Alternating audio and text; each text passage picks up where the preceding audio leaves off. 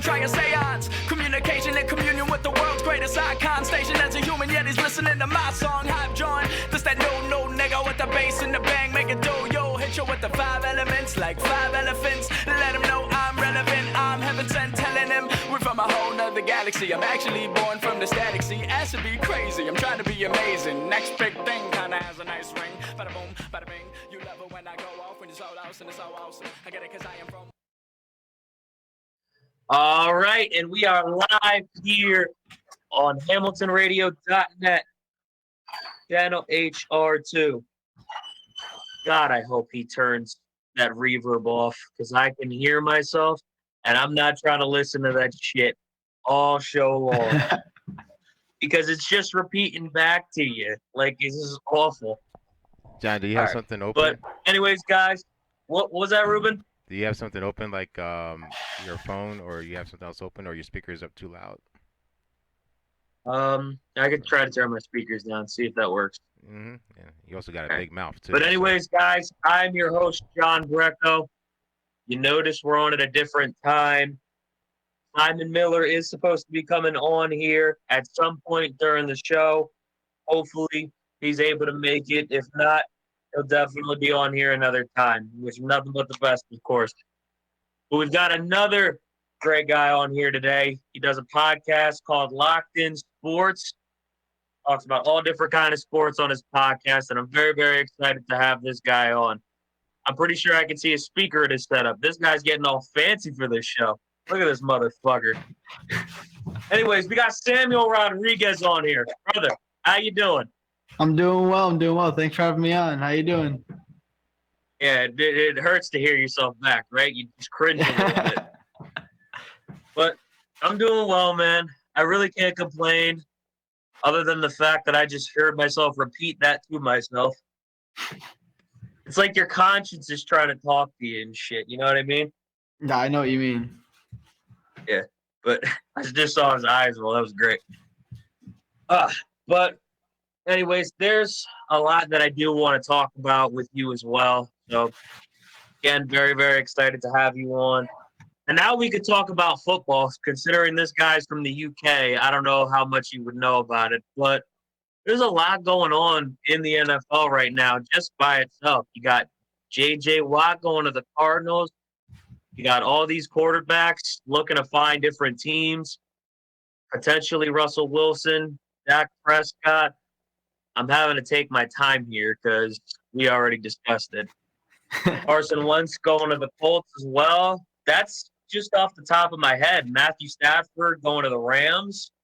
You know, his trade with Jared Goff. What do you think about everything going on in the NFL right now and all these people switching teams? It's an interesting offseason for sure. Oh, yeah. This offseason's been ridiculous so far. I predicted Jared Goff is going to leave. I'm happy they got rid of him. I feel like Matt Stafford gives them a better chance to kind of use those receivers over there. I don't know what the Rams are going to do now because they picked up Jared Goff's massive contract and they're going to get no output from him whatsoever. I feel like he'll never switch his deal. Yeah, but honestly, I think they're a team that can win the Super Bowl as they are right now. They got a lot of pieces on defense. They got Sam Akers running the football. They got a lot of different pieces already set in place for Matthew Stafford to work with. More stable organization than what he had in Detroit. And Jared Goff honestly has a chance to prove himself that he can be an elite quarterback, you know, with whatever pieces that he's got surrounded him. You know what I mean? Good situation for both of them when you really think about it. Yeah, honestly, Matt Stafford gives the Rams a huge chance to win the Super Bowl now. He's a phenomenal quarterback. People kind of sleep on him because he was stuck in Detroit. I feel like now on the Rams, he's going to be able to do more of his own thing. He has weapons, and that defense is phenomenal over there. They just needed an offense. Yeah, for sure. I agree with that 100%. Yo, who's your Super Bowl favorite, though, next year, now that we're on the topic of it? Honestly, I'm going to have to go with the Chiefs just because the Bucs have so many people they have to resign, and they have no money to do it. So that defense is going to lose some people. The offense, they have to choose between Chris Godwin, Gronk, Antonio Brown. Unless people are taking massive pay cuts, which I don't see happening, Yeah. Nah, good points with that. But honestly, though, the Chiefs were banged up a lot on the offensive line in the Super Bowl. That's well documented. That's something people are going to remember. Some people might even put an asterisk over the Bucks' victory on that one, myself included. You think if the Chiefs had a healthy offensive line, that they would have won that game? Oh yeah, you saw Pat Mahomes got pressured more than any quarterback ever in a game, and he was still throwing out dimes. You Mm-hmm. saw him doing like laying sideways, cross arm, like hitting the receivers. It wasn't his fault they weren't catching it, and he had no line. It's because the Yeah. barber he gave all the offensive line COVID. Yo, honestly, too, he was hitting dudes in the face mask while he was making some of those diving throws. I have never seen a team get blown out that bad and a quarterback actually end up looking good at the end of the game. I've never seen that before in my life. The greatest throw I had ever seen.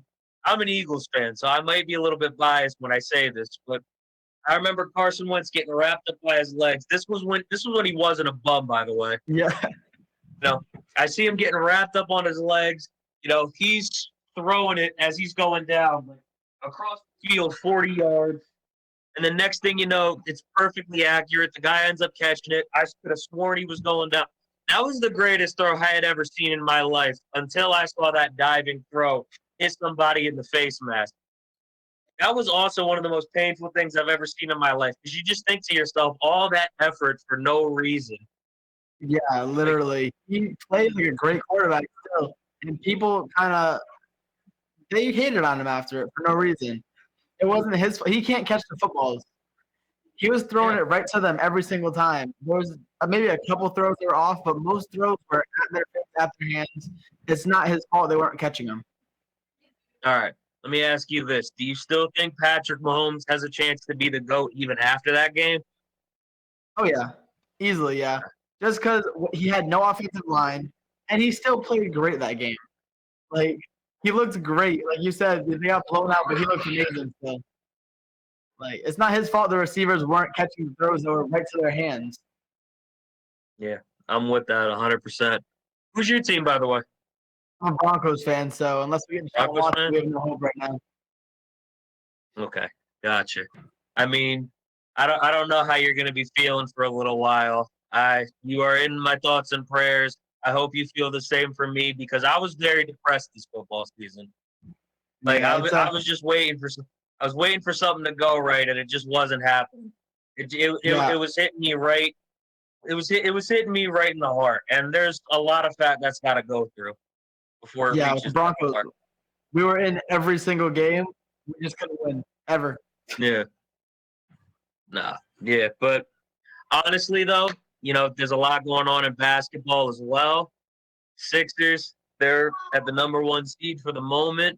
You got the Nets and the Bucks hopping right on their tail, and you got the New York Knicks at the number 4 seed. Some of these teams should really be ashamed of themselves. Miami Heat let the New York Knicks get in front of them. The Boston Celtics let the New York Knicks get in front of them. Oof. The Utah Jazz are killing it right now. You got the Lakers struggling without Anthony Davis. You got the Clippers, who are just half a game back behind them. You got the Warriors at the 8th seed, even without Klay Thompson right now. Hmm. The Mavericks just outside of the playoffs. Let me ask you something about the Mavericks. If they get a better number 2, do you think they have a shot at the title with somebody like Luka Doncic? Because Luka Doncic's a stud, bro. No, he really is. The thing about him is though, he is inconsistent at times. I Yeah. love Luca. I love his game. He's one of the best players in the league right now. But I feel like ever since that MVP talk came out, he started going down, and he really doesn't have help over there. KP is a good player, but he's not a 2. He's maybe a 3 or a 4. If they do get another star over there, I feel like they will have a better shot. I just don't know about the experience wise. Okay. Let me ask you a Philly question when it comes to basketball. I'm a Philly guy, so I got to ask you this. Joel Embiid, probably the best big man in the game right now, MVP candidate this season. Do you think he could be the best big man of all time? Looking back, we got Shaq, we got a bunch of other bigs that, have made history in the game. You think Joel Embiid, when it's all said and done, can be one of the best bigs? You know, he can get to the paint. He can even shoot threes. He can shoot foul shots a hell of a lot better than Shaq did. I don't think Yeah. that's up for debate. You think he can be the best big that basketball's ever seen, you know, looking forward? I mean, it depends on how the rest of his career goes. Because he was out the first couple seasons, I feel like he does need a little more catching up to get to like Shaq's level and all them. But the way he's playing right now is phenomenal. He's a stretch big that can dominate inside too, which we haven't seen. We usually see either one dominant on the inside or dominant on the outside. And Joel can do both right now. And he is a leading MVP candidate. We haven't seen a big get MVP in a while. So I feel like if he keeps this up for the next couple of years, he does have the chance to become one of the best bigs of all time. All right, I got it. All right. Do you feel like the Nets should be the favorite right now? I got to ask you that too. The Nets? No. No? I don't Okay. feel like that. Cool. Just because they have so many people on that team, I don't know how they're going to work when it comes to the playoff time. Because that 76ers team is scary on defense. And the Nets lack anything big. So Joel's going to have a field day down there. No one's going to stop him. Kevin Durant is the closest to call him, but he's little. Joel is maybe twice his size when it comes to weight. Yeah, no, that's true. 100%. All right, but who do you think should be the favorite? Should it be the Sixers? Should it be the Jazz? Should it be the Lakers to repeat? Who should be the favorite? So if the Lakers get AD back healthy, they're the favorites, I feel. So I think they are going to make a move within the next couple weeks to pick someone else up to pick up the slack. Maybe Andre Drummond. But the 76ers do look serious. I picked them to go in my finals against the Lakers when we did on our podcast, just because they're showing they can score offensively. Seth Curry was a huge pickup. Danny Green's been playing pretty good for what we thought. So I'm excited to see that team go. Joel's playing amazing. I'm glad you mentioned Seth Curry too, because everybody forgets about Seth Curry. Mhm. Honestly, they forget about the defensive savant of the Curry family. In my opinion, the guy can shoot as well. He's not the worst shooter in the world. He's not his brother, but he can shoot. Yep. But honestly, you know, what do you think the chances are that the Lakers get AD back healthy, though? Because a lot of people are saying, you know, he's going to be unhealthy the rest of the season, even if they do get him back. So what do you think the chances of him coming back healthy are? So I think it depends on how long they keep him out. What I think they should do, if they're in the playoff picture still, let him rest. Do not put him in too early. You wait for the playoffs. As long as you make the playoffs, if he comes back, you're going to be fine no matter what seed you are. Okay. They just need to give him the time to heal and not rush him back like a lot of superstars we've seen happen, and they injured right away. It happened to DeMarcus Cousins. All right. So it was funny. As far as the Nets go, I do got to ask you one more thing about that. And I actually was in a job interview the other day, and I talked with somebody for the majority of it about basketball, which I didn't think I'd be doing that on a job interview. That was kind of cool. But, you know, he was talking about, you know, the fact that all these personalities are in their first year with the Nets. You know, you got Harden, KD, Kyrie. He even called K. No, it was Kyrie. Excuse me. I was about to say KD. He even called Kyrie batshit crazy, which that was just fun to listen to. But do you think, you know, all the personalities there that are on the Brooklyn Nets right now, do you think that's going to be a problem for them, or? Yeah, I think it is because when the playoff time comes and the crunch time comes, who's going to want the ball? They're all ball hogs in that team. So it's going to be a struggle of does James Harden take it? Does Kyrie take it? And none of them can come in that clutch when it comes to defense. Kyrie's not a defensive player. James Harden isn't a defensive player. So they're going to struggle against teams that have good defensive quality going into the late stretches of the game. And then they're going to lose to bigs because Kevin Durant cannot cover any big. He's long, but he can't cover any centers in the East. So the personalities will mesh. I feel like KD will be more back, but it's Kyrie and James Harden that are going to butt heads. All right. Well, I do have to tell you, you want to know what else has been a struggle? Getting through this entire thing with that echo. I got through all those questions. This is the first time I felt the need to pat myself on the back all week. The guest I was supposed to have, he's struggling getting on. Ruben, you know, I don't know what's going on over there, but I keep hearing myself, and I feel like I'm just shouting in the night sky right now, and I just want to make a point of this so I can get this shit out.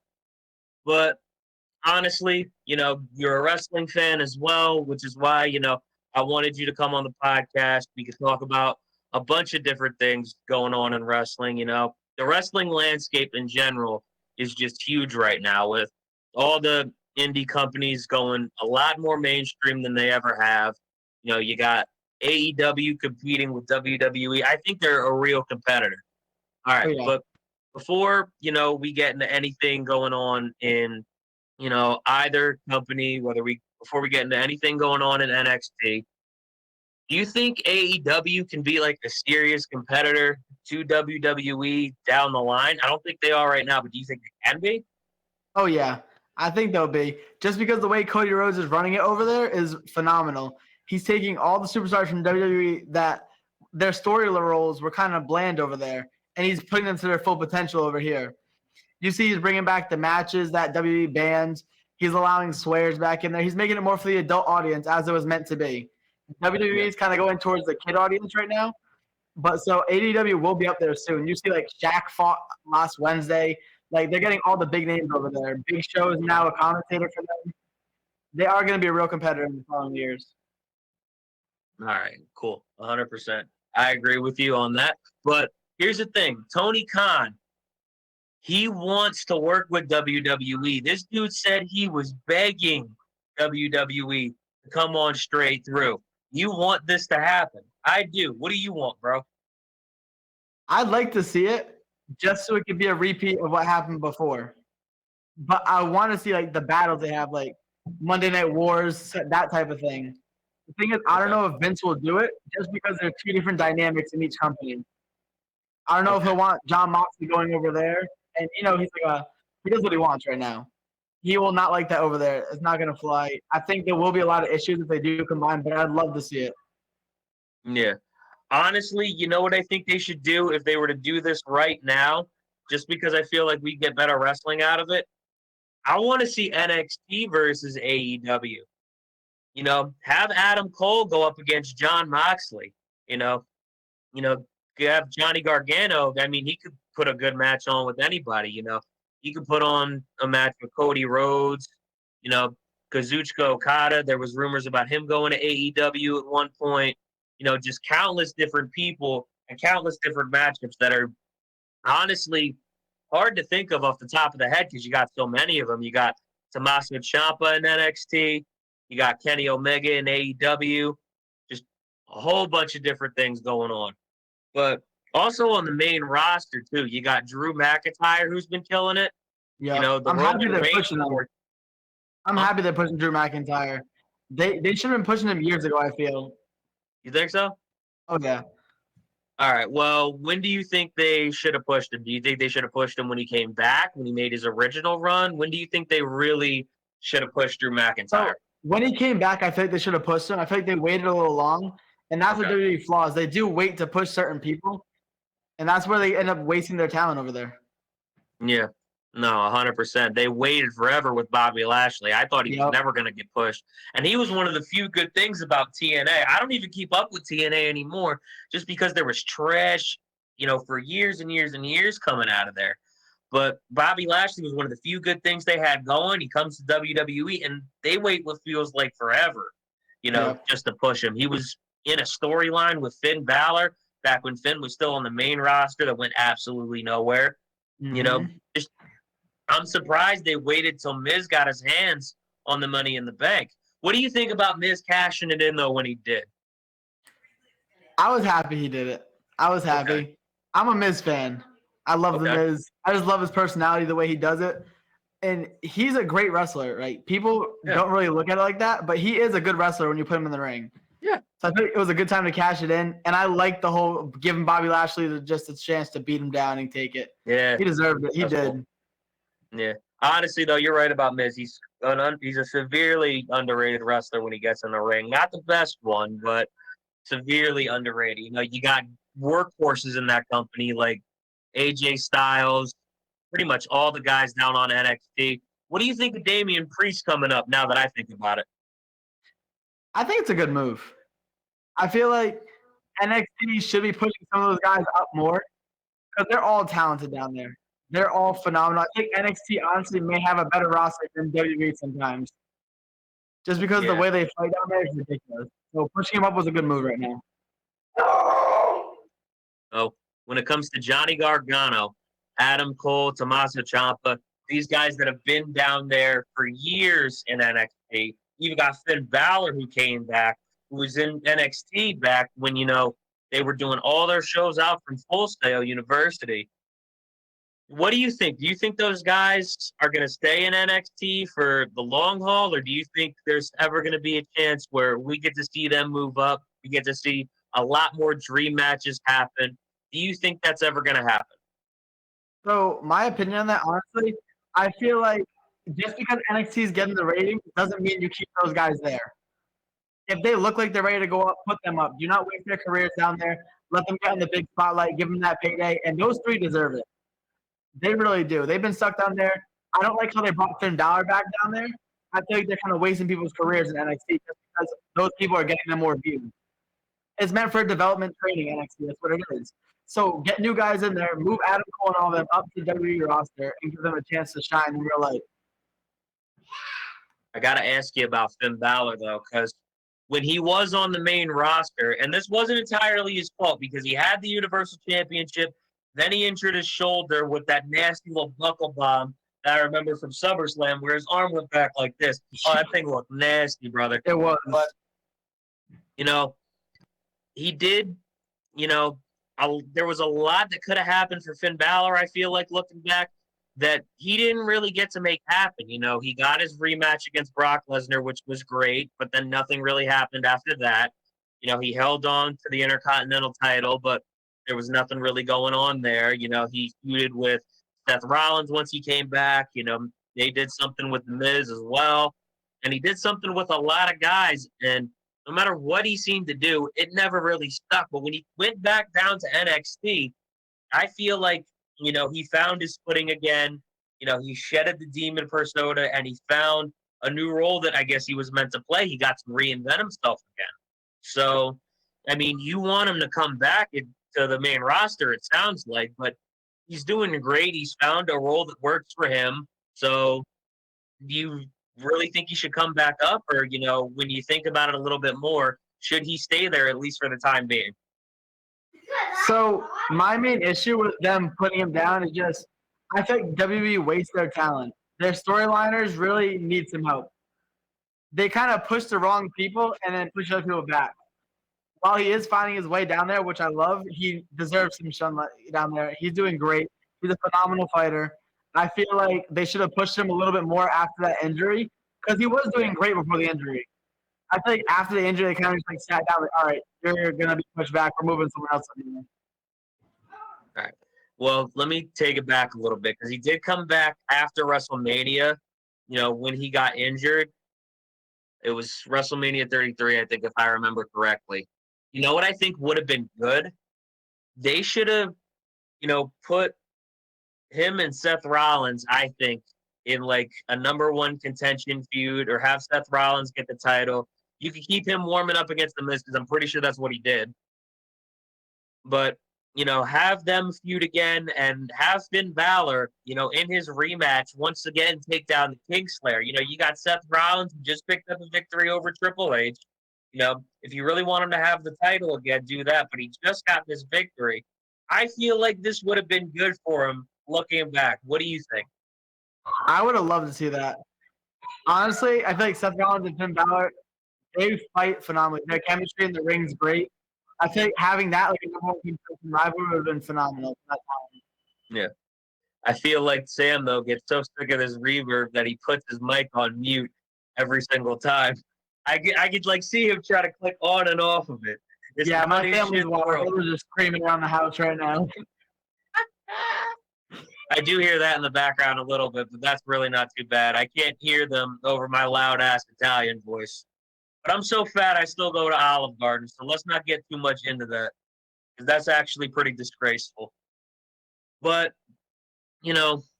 I don't really follow AEW as much as I should, though. I feel like I should more. So I want you to tell me, what's your favorite thing going on in AEW right now, man?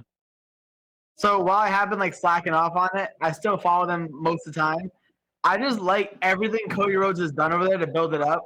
I love you got Sammy going away from I wanted John Mox not John Moxley, Chris Jericho's group. He's making his own way. I just all their storylines over there are going great. They're getting everyone else stacked over there. Like that was wild. The signing of Big Show was phenomenal. I just feel like they're doing everything right over there. They're taking all the leftovers from WWE and turning them into superstars. All right.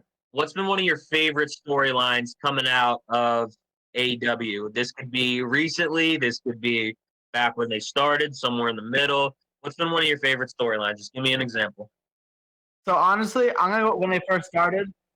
They had the free pay-per-views every month, and they had the tournament for the championships to start off. And I loved that.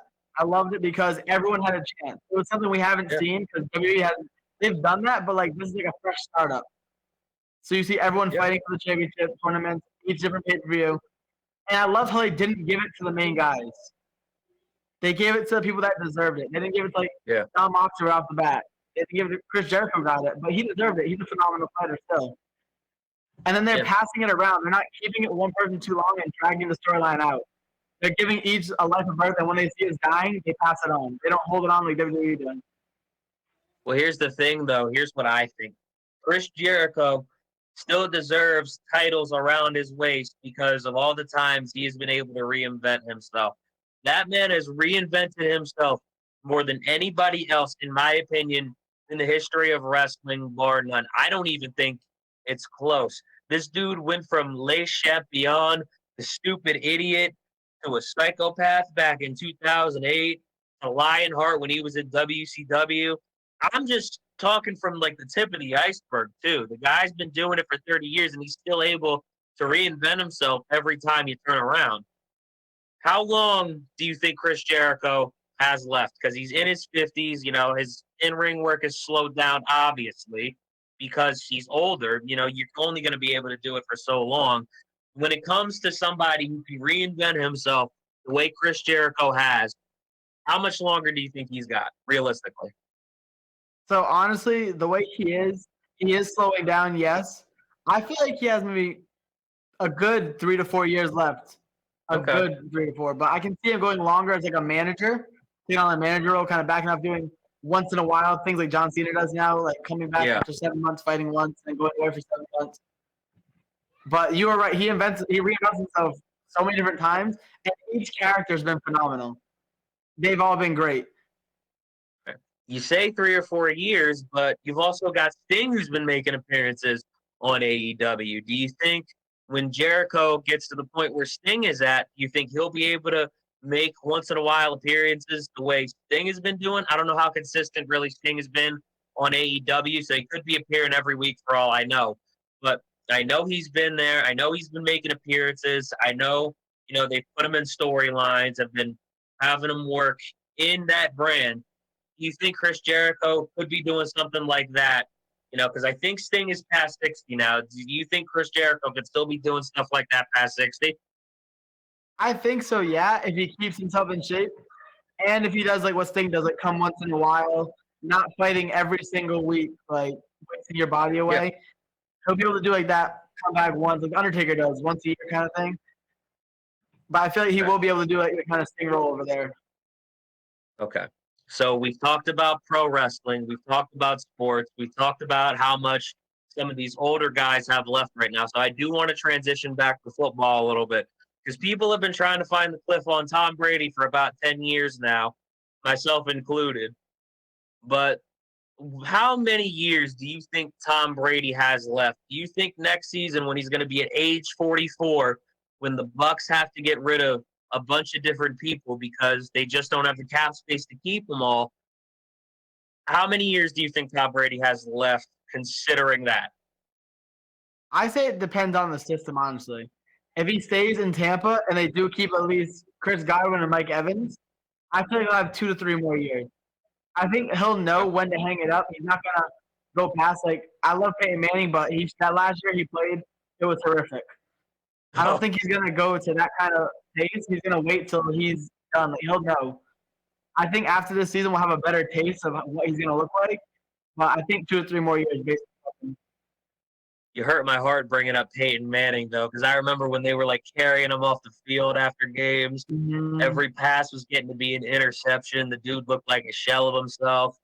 Yo, how cool was it? How cool was it though to see him win Super Bowl 50 when he was really in that kind of state? I mean, him getting injured was almost a blessing. Otherwise, I don't think that Super Bowl win would have ever happened.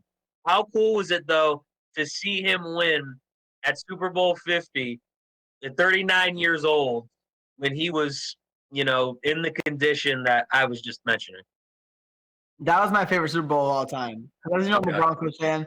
Peyton's my favorite quarterback of all time. Seeing that happen was great. And just because it was against that Panthers team that they were going to blow the Broncos out. But in reality, the Panthers got turned around and blown out. So seeing Peyton finish that off, it was amazing. Yeah, if he started the whole season, they probably wouldn't have been there. Brock Osweiler kind of carried them the last 7 games. But I love seeing Peyton win that final ring, going out on top. It was honestly great. Yeah. It was a special game for sure. I'm a little bit biased to Super Bowl 52 just because of the team I'm a fan of, but that was definitely a special Super Bowl.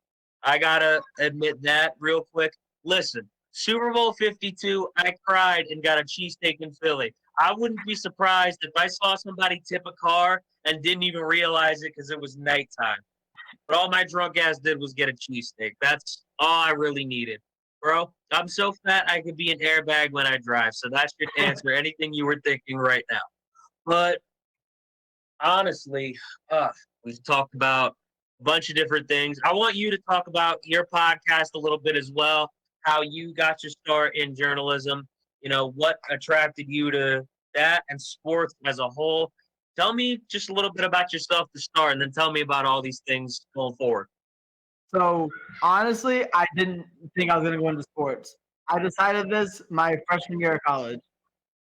Throughout high school, I really didn't know what I was going to do. I kind of like flip-flopped around a couple ideas, but once I did the first year in Hawaii. I went to college. I did community college over there, and then we flew back over here and I did BCC for a year, which is a community college in Massachusetts. And that's where I met Megan. She was a sports editor for the newspaper, and I just kind of jumped on. And one day, I remember randomly, she texted me. She's like, "Hey, I need a podcast host," and I was like, "Okay." And we went in like that next week, filmed our first episode, and then COVID hit the next day, and so we were banned from the studio. So we were like, "All right, are we just gonna stop this? Like, what's gonna happen now?" But we just decided to keep going over Zoom, and it's just been building from there. Like we started off with just like local guys, like our friends and stuff, and now we've had 4 former NFL players, former NBA players, NBA coach. He coached Steph Curry, UFC fighters, and right now we're working on getting Zach Ryder. I've been in contact with him. My friend was his college roommate, so we've been Nice. trying to get this going. That'd be phenomenal getting Zach Ryder on the show. Yeah, no, that'd be sick, honestly. I'd definitely love to see that show. I hope you guys get them, honestly. I kind of started a little bit the same way. I had no idea what I wanted to do going into my freshman year. Then I saw the Club Rush, the station had a table up. I went to one of their meetings. I had a show a couple months later about music, and I was just hooked on doing radio ever since. I love being able to get my opinion out there, being able to talk to people about pretty much whatever the fuck I want, bringing the guests who I decide to bring on. There's something that has honestly really resonated with me about being able to have all these different conversations and having all these different guests on. So I can appreciate, you trying to get on board with that. So Megan, honestly, is she the one who decided to bring you on? I've been trying to make out what you're saying with the echo. Is she the one who bring you on, and she's the one who kind of put Locked In together? So she had the idea of making a sports podcast, but didn't do Okay. anything. And then talked to me. She's like, "Oh, we need a co-host." And I was like, "Okay, cool, I'll do it." And then we kind of came up with the Locked In brand together. We kind of pitched out a couple ideas together, and that's just what stuck the most. So Okay. we both say we founded both Locked In, and we're kind of building off that. We run the podcast, but we're trying to become like a media outlet as well, bringing other Right. people on board, kind of expanding the brand. But she invited me to do the podcast, and then we kind of came up with Locked In together. Let me give Ruben a shout out really quick because I don't hear myself anymore. Thank God.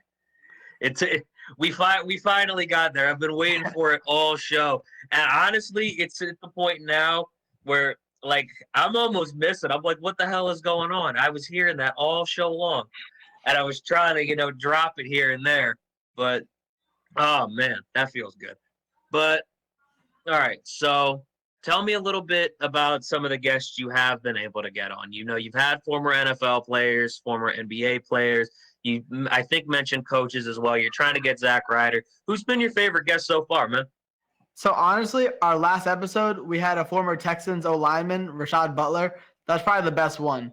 Because with our Okay. guests, you never really know what you're gonna get. Some give you like bland answers, some give you great answers.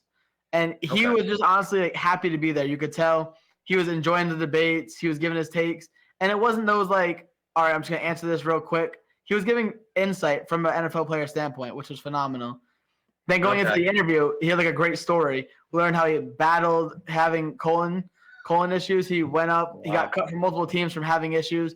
Then the Texans gave him a shot. He played there for 6 years, like overcoming injuries and just hearing all the stories phenomenal. But he was honestly my favorite. Yes.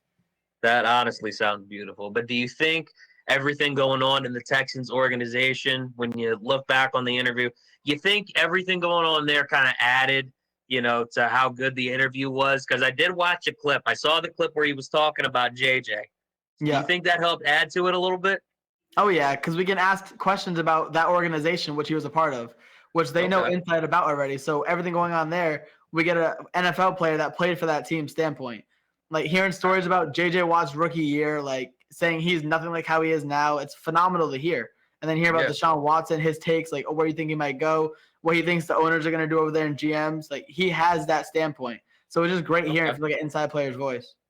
All right. Well, I might need you to give me the inside scoop on that a little bit because that is the one clip I saw. So let me get your opinion about what Deshaun Watson is going to do, and if it differs from the guest you had, let me know about that as well. I want to know what you guys are thinking of what's going to happen with Deshaun Watson. I'd be interested to see if he went to Arizona now after J.J. Watt pretty much joined DeAndre Hopkins down there. Yeah. I'd be interested to see him go to Arizona just after that move because both of them went down there. But what do you think he's going to do?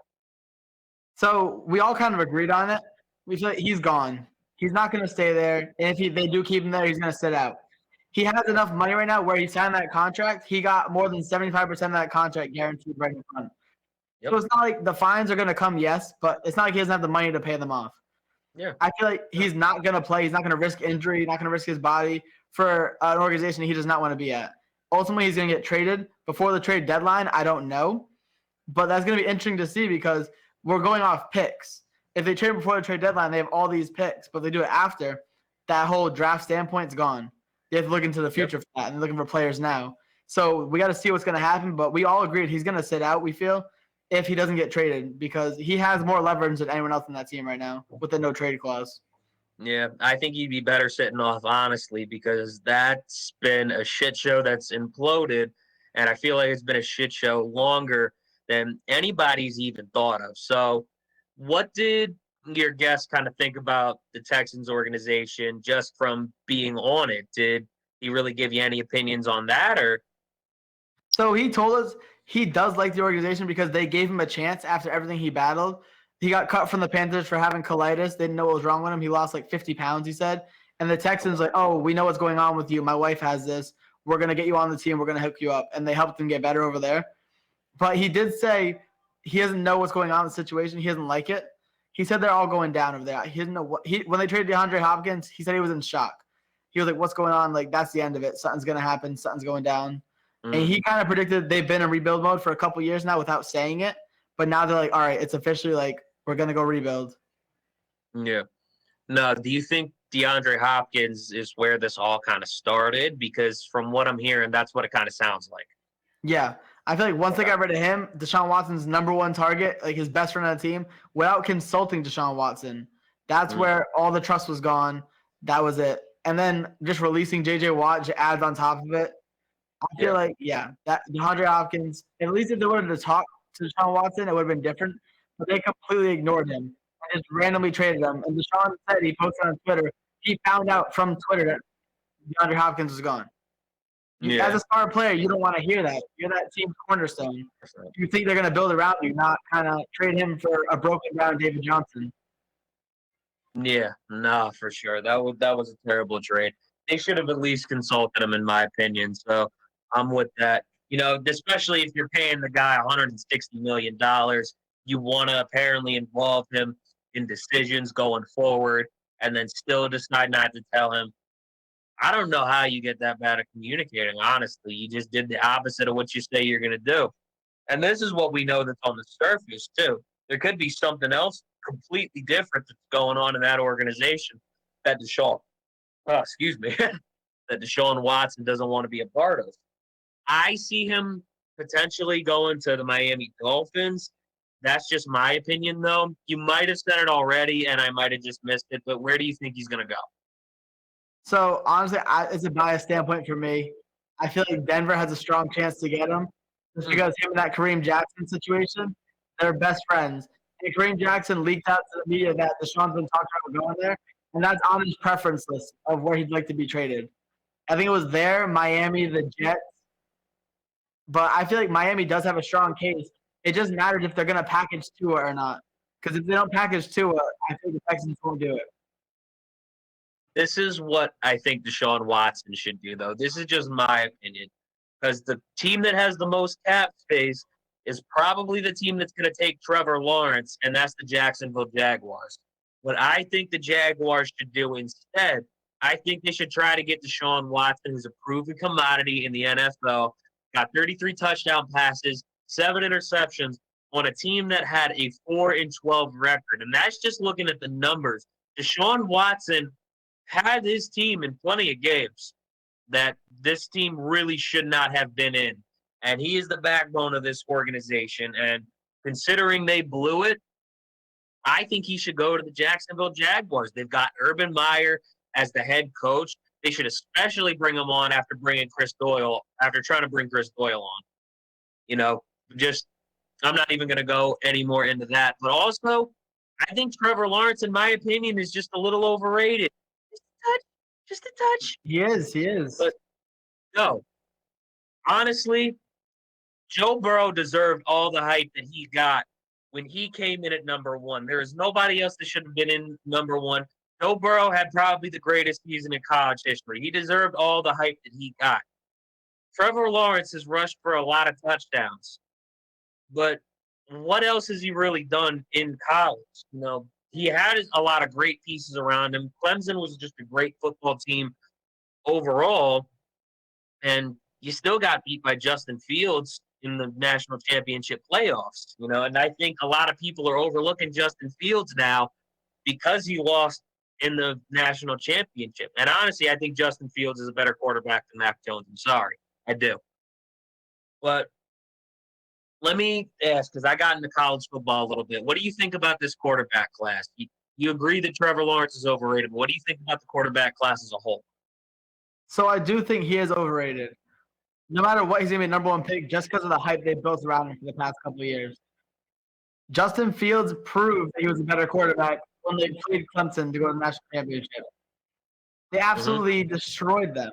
Justin Fields had a phenomenal game, and he went against a high-powered Alabama team.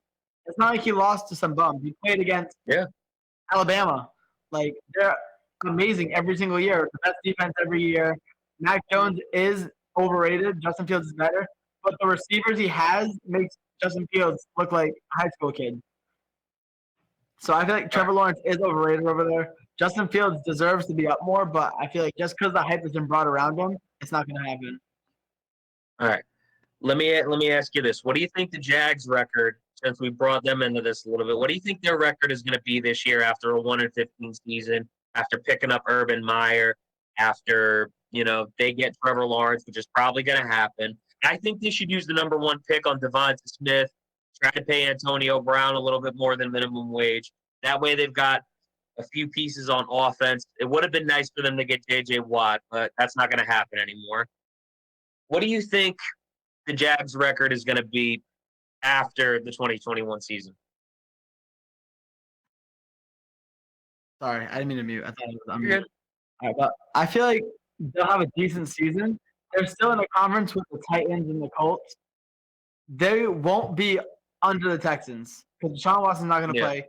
So I can see them getting third seed over there. I can see them maybe winning 4 games at most. I just feel like they're not going to pass the Titans. They're not going to pass the Colts now. I feel like Carson Wentz is going to kind of show out over there, I hope. But I just feel like they need more pieces. And I feel like if they trade for Deshaun, more pieces will come. But just getting Trevor Lawrence isn't enough. He's going to need to prove himself for a year before any top receivers want to go down there. Honestly, I was a little bit more generous. I think if Trevor Lawrence even somewhat lives up to his hype, and they could get more pieces around at the team because they have the space, I think, for him to even have a conversation about him living up to the hype in the future, they'll be 6-10. They'll be 6-10 at most, in my opinion. I think they're not going to get any higher than that. They're definitely not going to make the playoffs. No way. No. But I see them being 6-10 at the most.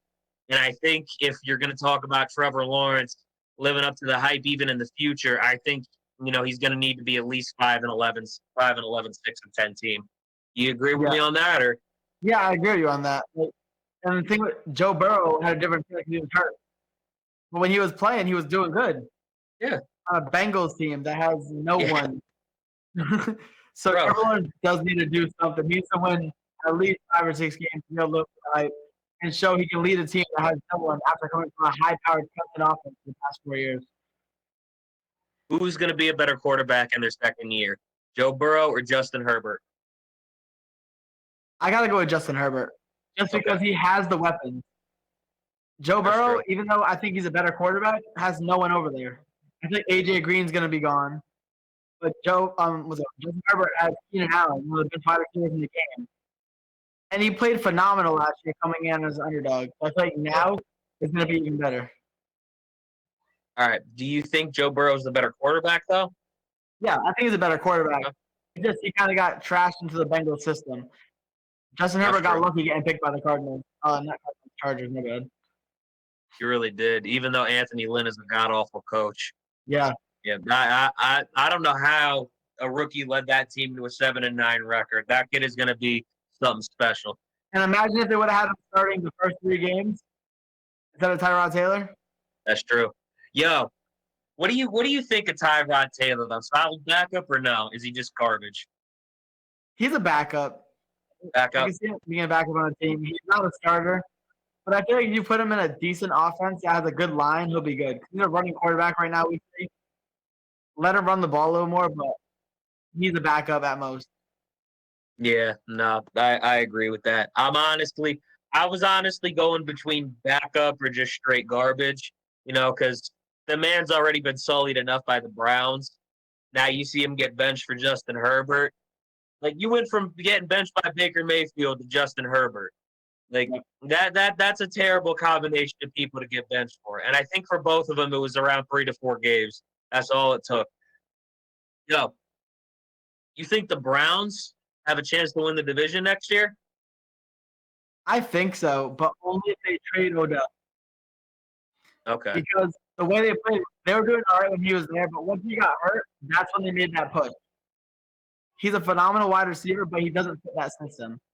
Yeah. Baker played phenomenal without him. Because Odell needs to be the number 1 guy, and Baker's more of I'm going to pass to whoever's open. He's not going to target one guy the whole time.